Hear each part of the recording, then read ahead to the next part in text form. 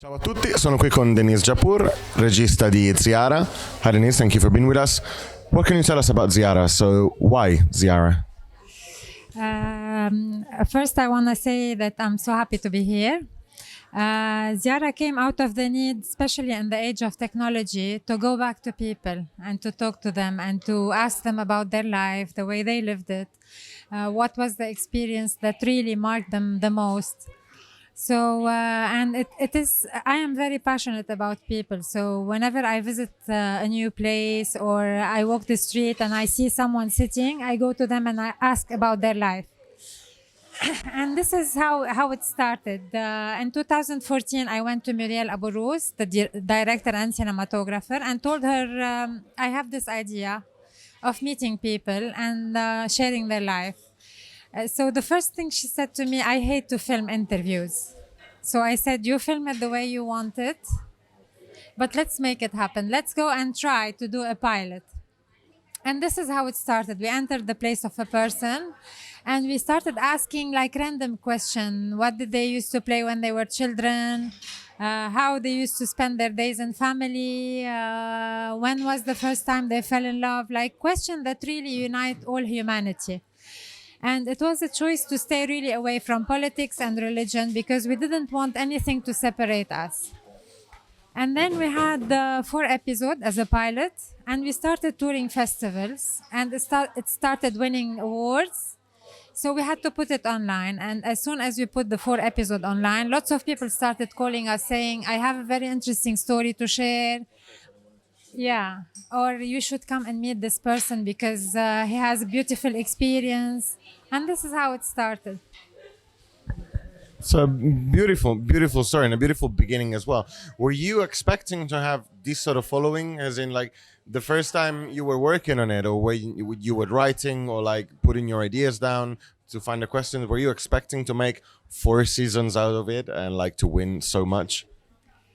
At the beginning, we wanted just to meet people. We didn't know what we were heading. But then after the first season, each season is 12 episodes and every episode is 5 minutes. We decided that this is something that is really needed for society. And I'm not talking only about Lebanon as a country. It's really needed on an international level. And the second season, we decided to dedicate it to people who are facing physical or emotional or mental problems, to share their stories and their struggle as well.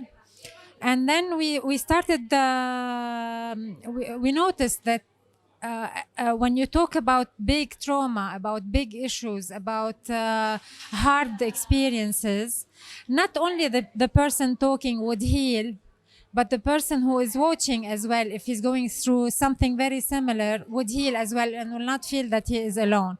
So we decided to tackle all social issues and to talk about it in a positive way, as if they are hero, not victim.